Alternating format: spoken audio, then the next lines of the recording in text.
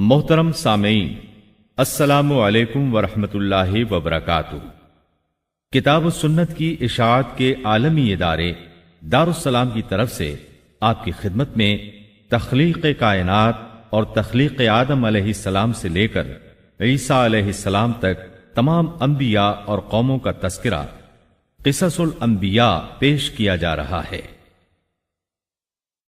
अब हम आपको सुनाते हैं सैयदना अय्यूब अलैहिस्सलाम का किस्सा। अय्यूब अलैहिस्सलाम अंबिया की जमात में से एक हस्ती हैं। अल्लाह ताला ने सब्र के मामले में बतौर खास इनका तस्करा फरमाया है, लोगों के लिए एक मिसाल और नमूना ठहराया है। आपका नसबनामा यूं है: अय्यूब बिन मौस बिन राज़ेह बिन ईस बिन इसहाक बिन इब्राहिम अलैहिस्सलाम, ये सैयदना इसहाक अलैहिस्सलाम की नस्ल में से हैं। इब्राहिम अलैहिस्सलाम के दो साहिबजादे थे, इस्माइल अलैहिस्सलाम और इसहाक अलैहिस्सलाम। इनके बाद सब के सब अंबियाए किराम इसहाक अलैहिस्सलाम की नस्ल से थे, सिवाय नबी करीम सल्लल्लाहु अलैहि वसल्लम के। आप अकेले सैयदना इस्माइल अलैहिस्सलाम की नस्ल से हैं। इसहाक अलैहिस्सलाम के बेटे हैं याकूब अलैहिस्सलाम। इन्हीं याकूब अलैहिस्सलाम को इसराइल भी कहा जाता है। इसी निस्बत से बनी इसराइल का मतलब है याकूब अलैहिस्सलाम की आल औलाद। याकूब अलैहिस्सलाम के 12 बेटे थे। इनके बेटों को असबात भी कहते हैं। इनका तस्करा कुरान में भी आता है। अब सवाल ये है कि जिन असबात का तस्करा कुरान मजीद में अंबियाए किराम अलैहिमुस्सलाम के साथ किया गया है, क्या वो याकूब अलैहिस्सलाम के बेटे थे या उन बेटों की औलाद में से थे? अक्सर उलमाए किराम ने ये इशारा दिया है कि असबात लफ्ज से जिन अंबियाए किराम अलैहिमुस्सलाम की तरफ इशारा किया गया है वो याकूब अलैहिस्सलाम के बेटे नहीं हैं, इसलिए कि उन्होंने तो यूसुफ अलैहिस्सलाम के कत्ल की कोशिश की थी, अपने वालिद से झूठ बोला था, ऐसे और भी गलत काम किए थे, तो इन हरकत के करने वाले अंबिया नहीं हो सकते। जबकि असबात से मुराद वो अंबियाए किराम होंगे जो इन बेटों की नस्ल से आए होंगे। बनी इसराइल के 12 कबीले थे और कबीले को सिब्त भी कहते हैं, इसलिए इन्हें असबात भी कहा जाता है, यानी बनी इसराइल इन कबीलों में तकसीम हो गए। इसी तरह सैयदना अय्यूब अलैहिस्सलाम सैयदना इसहाक अलैहिस्सलाम की औलाद में से हुए। सूरह अनाम आयत 84 में अल्लाह फरमाते हैं, وَمِن ذُرِّيَّتِهِ دَاوُودَ وَسُلَيْمَانَ وَأَيُّوبَ وَيُوسُفَ وَمُوسَى وَهَارُونَ، और उसकी औलाद में से दाऊद और सुलेमान और अय्यूब और यूसुफ और मूसा और हारून। तो ये सब के सब सैयदना इब्राहिम अलैहिस्सलाम की नस्ल से थे। अय्यूब अलैहिस्सलाम भी अल्लाह ताला के नबी और रसूल थे। सूरत उन-निसा आयत 163 में अल्लाह ताला फरमाते हैं, इन्ना औहैना इलैका कमा औहैना इला इब्राहीम व इस्माईल व इसहाक व याकूब वल्अस्बात व ईसा व अय्यूब व यूनुस व हारून व सुलैमान व आतैना दाऊद ज़बूरा। यकीनन हमने आपकी तरफ उसी तरह वही की है जैसा कि नूह और उनके बाद वाले नबियों की तरफ की, और हमने वही की इब्राहीम और इस्माइल और इसहाक और याकूब और उनकी औलादों पर, और ईसा और अय्यूब और यूनुस और हारून और सुलेमान की तरफ, और हमने दाऊद को ज़बूर अता फरमाई। अल्लाह ताला ने इन सब अंबियाए किराम अलैहिमुस्सलाम की तरफ वही फरमाई, और अय्यूब अलैहिस्सलाम भी इन रसूलों में से एक हैं। अल्लाह ताला ने आपको आपकी कौम सूरान की तरफ मबूस फरमाया। ये कौम मुल्क शाम में रिहाइश पजीर थी। आप बहुत ज्यादा मालदार थे। अल्लाह ताला ने आपको बहुत ज्यादा नेमतों से नवाजा था। आपके पास बेशुमार मवेशी थे, लातादाद नौकर चाकर थे। अल्लाह ने आपको बहुत सी ज़राई जमीन भी अता फरमाई थी। आप ताजिर भी थे। तिजारत का सिलसिला दूर दूर तक फैला हुआ था। अल्लाह ताला ने आपको कसीर औलाद भी अता फरमाई थी। آپ کے ہاں 7 بیٹے اور 7 بیٹیاں تھیں۔ آپ خود بھی صحت مند اور طاقتور تھے۔ آپ کے اصحاب کی تعداد بھی کافی تھی۔ گویا اللہ تعالیٰ نے آپ کو گوناگون نعمتوں سے نوازا تھا۔ آپ روئے زمین پر نعمتوں سے مالا مال شخص تھے۔ اللہ تعالیٰ نے آپ کو آزمانا چاہا تاکہ بعد میں آنے والے لوگوں کے لیے آپ صبر کی مثال بن جائیں۔ آخر صبر کا مرحلہ شروع ہو گیا۔ آپ کا سب مال و متاع ہلاک ہو گیا، یہاں تک کہ آپ فقیر ہو گئے۔ آپ کی زندگی ہی میں آپ کی ساری اولاد اللہ کو پیاری ہو گئی۔ کسی کا ایک بیٹا بھی فوت ہو جائے تو وہ کتنا غمگین ہوتا ہے، متاثر ہوتا ہے۔ سیدنا یعقوب علیہ السلام پر غم کس طرح طاری ہوا، یہاں تک کہ آپ کی آنکھوں کی بینائی تک جاتی رہی۔ مارے غم کے وہ گھل گئے تھے، جبکہ ان کا کوئی بیٹا فوت نہیں ہوا تھا، اور ادھر 7 بیٹے اور 7 بیٹیاں فوت ہو گئے۔ یہی نہیں، تمام مال مویشی ہلاک ہو گئے۔ معاملہ اس پر بھی ختم نہیں ہوا، آپ شدید مرض میں مبتلا ہو گئے۔ بیماری اس قدر شدید تھی کہ آپ چلنے پھرنے سے معذور ہو گئے، اٹھنے کی سکت نہ رہ گئی، یہاں تک کہ آپ کا گوشت گرنے لگا۔ آپ کی آزمائش انتہا کو پہنچ گئی۔ اب آپ کے ساتھی بھی آپ کا ساتھ چھوڑنے لگے۔ انہیں خوف محسوس ہوا کہ کہیں ان کی بیماری انہیں بھی نہ لگ جائے، کہیں یہ کوئی ایسی بیماری نہ ہو جو ایک سے دوسرے کو لگتی ہو۔ اس طرح سوائے 2 کے سب ساتھی آپ کا ساتھ چھوڑ گئے، کوئی آپ کے قریب نہ آتا تھا۔ جو 2 ساتھی ساتھ چھوڑ کر نہیں گئے تھے وہ بھی ذرا دور کھڑے ہو کر بات کرتے تھے۔ آپ کی خدمت کے لیے بس آپ کی بیوی رہ گئیں۔ وہ بہت وفادار بیوی تھیں۔ یہ زوجہ محترمہ آپ کی خدمت کرتی، آپ کو کھلاتی پلاتی، آپ کو نہلاتی۔ پھر نوبت یہاں تک پہنچی کہ سارا ہی مال بالکل ختم ہو گیا۔ اب بیوی صاحبہ نے اجرت پر لوگوں کے گھروں میں کام کرنا شروع کیا تاکہ کچھ کما کر لائیں اور خاوند پر خرچ کر سکیں۔ یہ تھے اللہ کے نبی ایوب علیہ السلام۔ اتنی بڑی آزمائش میں پورے اترے۔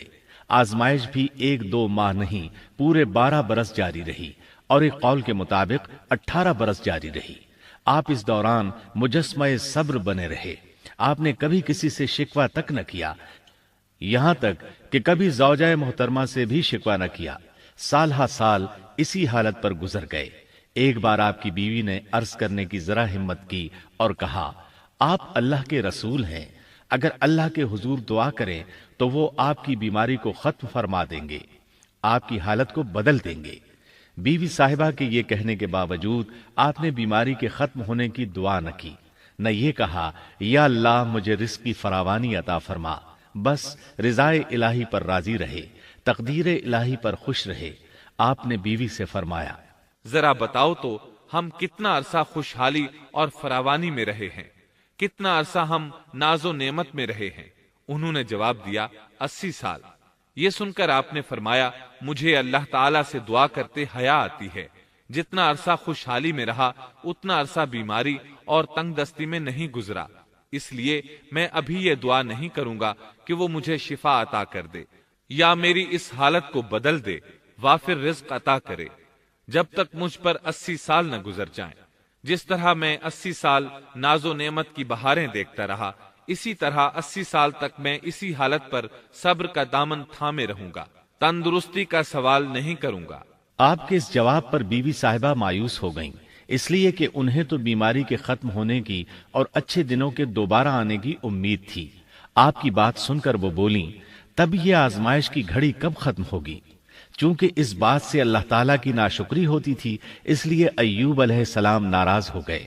انہوں نے اللہ کے نام کی قسم کھائی کہ اگر اللہ تعالیٰ نے مجھے شفا عطا فرمائی تو میں انہیں 100 کوڑے ماروں گا۔ دوسری طرف نوبت یہاں تک پہنچی کہ لوگوں نے آپ کی بیوی صاحبہ کو کام دینے سے انکار کرنا شروع کر دیا۔ ان کا خیال تھا کہیں ان کے شوہر کی بیماری انہیں بھی نہ لگ جائے۔ وہ سمجھتے تھے کہ ایوب علیہ السلام کی بیماری چھوت کی ہے، لہٰذا یہ بیماری ان کی بیوی کے واسطے سے انہیں بھی لگ سکتی ہے۔ جب معاملہ یہاں تک پہنچ گیا تب آپ نے ایک چھوٹی سی بات کہی، اس میں بھی کوئی واضح دعا نہیں تھی، جبکہ اس وقت سے بڑھ کر دعا کے لیے کون سا وقت ہو سکتا تھا۔ آپ کی اس بات کو اللہ تعالیٰ نے قرآن مجید میں بیان فرمایا ہے۔ سورہ انبیاء آیت 83 میں ہے، وَأَيُّوبَ إِذْ نَادَى رَبَّهُ أَنِّي مَسَّنِيَ الضُّرُّ وَأَنْتَ أَرْحَمُ الرَّاحِمِينَ۔ اور ایوب کی اس حالت کو یاد کرو جبکہ اس نے اپنے پروردگار کو پکارا کہ مجھے یہ بیماری لگ گئی ہے اور تو رحم کرنے والوں سے زیادہ رحم کرنے والا ہے۔ مجھے آزمائش نے آ لیا ہے اور تو ارحم الراحمین ہے۔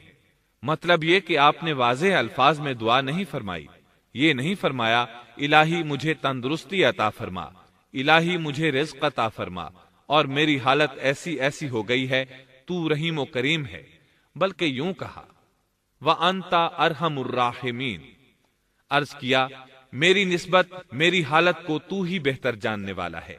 اللہ تعالیٰ نے دوسری آیت میں آپ کی حالت کو اس طرح بیان کیا ہے۔ سورہ صاد آیت 41 میں اللہ تعالیٰ فرماتے ہیں وَاذْكُرْ عَبْدَنَا أَيُّوبَ إِذْ نَادَى رَبَّهُ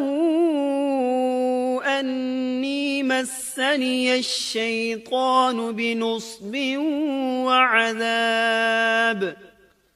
اور ہمارے بندے ایوب کا بھی ذکر کر جبکہ اس نے اپنے رب کو پکارا کہ مجھے شیطان نے رنج اور دکھ پہنچایا ہے۔ گویا آپ نے اس بیماری اور مصیبت کو اللہ تعالیٰ کی طرف منسوب نہیں فرمایا، بلکہ اللہ تعالیٰ کو اس سے مبرہ و پاک ٹھہرایا اور اسے شیطان کی طرف منسوب کیا۔ یوں نہیں کہا اللہ تو نے مجھے مصیبت میں ڈال دیا، بلکہ اس کو غیر اللہ یعنی شیطان کی جانب منسوب کیا۔ حدیث میں بھی اسی طرح آتا ہے وَالشَّرُّ لَيْسَ إِلَيْكَ، برائی تیری طرف سے نہیں ہے۔ آپ نے اپنی حالت کو بھی ایسے ہی پیش کیا اور یوں عرض کیا أَنِّي مَسَّنِيَ الضُّرُّ وَأَنْتَ أَرْحَمُ الرَّاحِمِينَ۔ اللہ تعالیٰ نے آپ کی التجا کو اسی لمحے شرف قبولیت سے نوازا۔ کتنے ہی موقع ایسے آئے تھے کہ اس سے قبل بھی آپ دعا کر سکتے تھے اور وہ قبول ہو جاتی، لیکن آپ نے صبر کا دامن تھامے رکھا۔ اسی لیے مدتوں سے ضرب المثل چلی آ رہی ہے صبر ایوب۔ جب آپ نے اپنے پروردگار سے اس انداز میں دعا مانگی تو اللہ تعالیٰ نے ان سے آزمائش ختم کر دی۔ اللہ تعالیٰ سورہ صاد آیت 42 میں فرماتے ہیں اركض برجلك هذا مغتسل بارد وشراب، اپنا پاؤں مارو، یہ نہانے اور پینے کے لیے ٹھنڈا پانی ہے۔ جب انہوں نے پاؤں زمین پر مارا تو پانی کا چشمہ جاری ہو گیا۔ علماء کرام کہتے ہیں جب انہوں نے اس پانی سے غسل کیا تو جسم کے بیرونی حصے سے بیماری ختم ہو گئی، اور جو ہی پانی پیا جسم کے اندرونی حصے کی بیماری ختم ہو گئی، اور یہ اللہ عز و جل کا عظیم احسان ہے۔ پھر سے بالکل تندرست بن گئے، ان کی صحت و توانائی لوٹ آئی، ایسے صحت مند ہو گئے جیسے پہلے کبھی ہوا کرتے تھے۔ ان کی زوجہ محترمہ باہر سے گھر آئیں تو بالکل نہ پہچان سکیں۔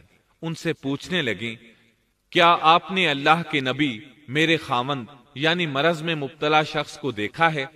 اللہ کی قسم جب میرے خاوند صحت مند تھے تو بالکل آپ جیسے تھے، میں نے آپ سے بڑھ کر ان سے ملتا جلتا آدمی آج تک نہیں دیکھا۔ اس پر ایوب علیہ السلام بولے کیا تم نے مجھے پہچانا نہیں؟ انہوں نے حیران ہو کر پوچھا آپ کون ہیں؟ تب وہ بولے میں ایوب ہوں۔ وہ بولیں سبحان اللہ، اس کا مطلب ہے بیماری ختم ہو گئی، اللہ تعالیٰ کا احسان ہو گیا۔